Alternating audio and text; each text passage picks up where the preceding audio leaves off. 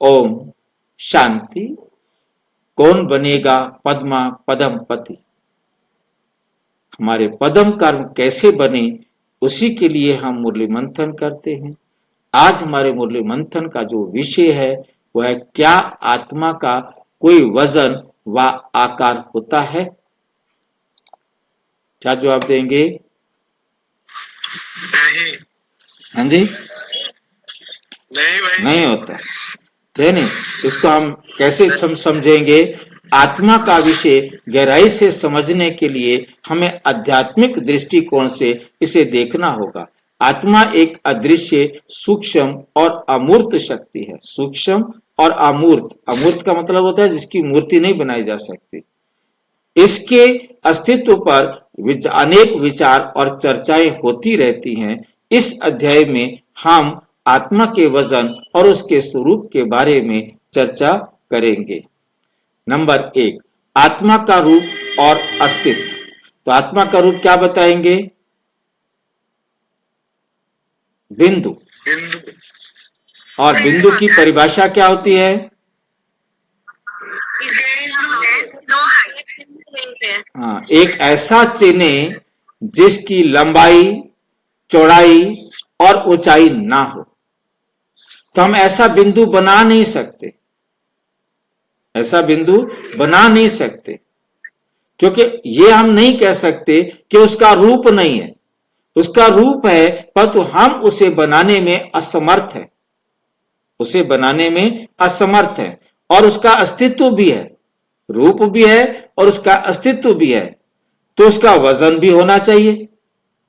हालांकि आत्मा भौतिक पदार्थ नहीं है जिसे हम किसी स्थूल साधन से माप सके। दुनिया के किसी भी सूक्ष्मदर्शी यंत्र से उसे देखा नहीं जा सकता, उसे नापा नहीं जा सकता। आत्मा का स्वरूप सूक्ष्म, अमूर्त और दिव्य है। इसका आकार और स्वरूप मनुष्य की भौतिक इंद्रियों से परे है।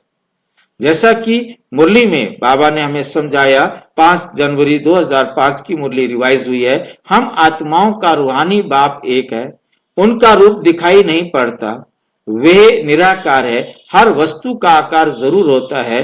आत्मा बहुत छोटी है जो इन आंखों से देखने में भी नहीं आती है।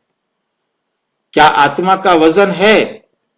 आत्मा के वजन के विषय पर कई दृष्टिकोण प्रस्तुत किए जा सकते हैं।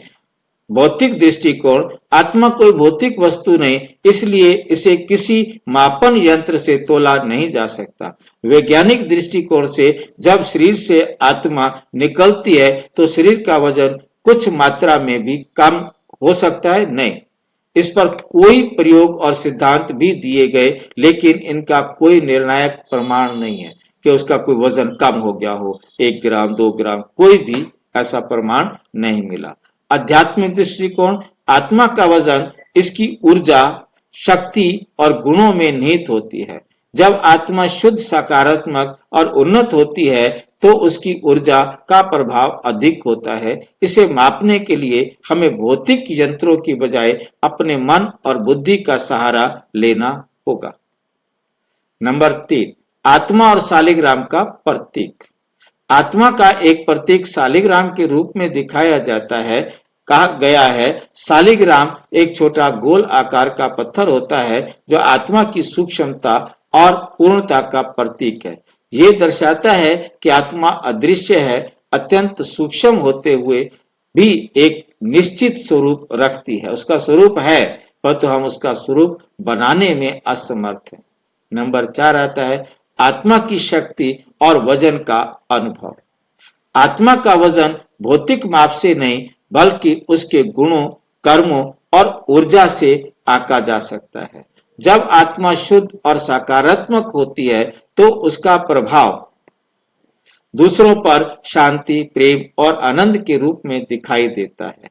इसके विपरीत जब आत्मा नकारात्मक कर्मों और विचारों से भर जाती है तो उसका भार, चिंता, दुख और अशांति के रूप में अनुभव किया जाता है, क्योंकि ये सारे गुण ही हैं। जब गुणों का अभाव होता है, जिसे हम माया कहते हैं, और उस अवगुणों के गुणों के अभाव में जो आते हैं उसे हम अवगुण कहते हैं, उसे हम माया रावण कहते हैं। भौतिक से आत्मा, भौतिकता से परे आत्मा का सत्य। आत्मा भौतिक पदार्थ नहीं है, ये चेतना और ऊर्जा का स्रोत है। शरीर के वजन को भले ही हम तराजू से माप सकते हैं, लेकिन आत्मा का वजन केवल आध्यात्मिक अभ्यास, ध्यान और आत्म ज्ञान के माध्यम से महसूस किया जा सकता है। निष्कर्ष है कि आत्मा का वजन सूक्ष्मता में है।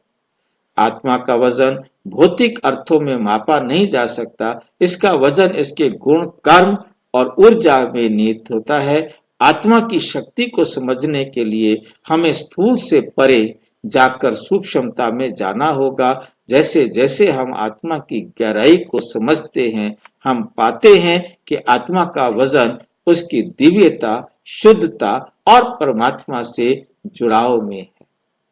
कितना परमात्मा के साथ उसका योग है। आत्मा को समझने के लिए भौतिक दृष्टि की नहीं, बल्कि रूहानी दृष्टि की आवश्यकता है। साकार बाबा ने 5 जनवरी 5 को रिवाइज में ये कहा, हम आत्माओं का रूहानी बाप एक है। उनका रूप दिखाई नहीं पड़ता, उस निराकार का चित्र भी है शालिग्राम मिसल। हर वस्तु का आकार जरूर होता है, आत्मा बहुत छोटी है जो इन आंखों से देखने में नहीं आती है। अच्छा, ओम शांति। और विस्तार से जानने के लिए प्रजापिता ब्रह्मा कुमारी ईश्वरीय विश्वविद्यालय के किसी भी सेवा केंद्र पर संपर्क करें। और यदि कोई प्रश्न है तो 9213106986 पर केवल टेलीग्राम करें। 9650692270 पर केवल व्हाट्सएप करें, फोन नहीं। ओम शांति।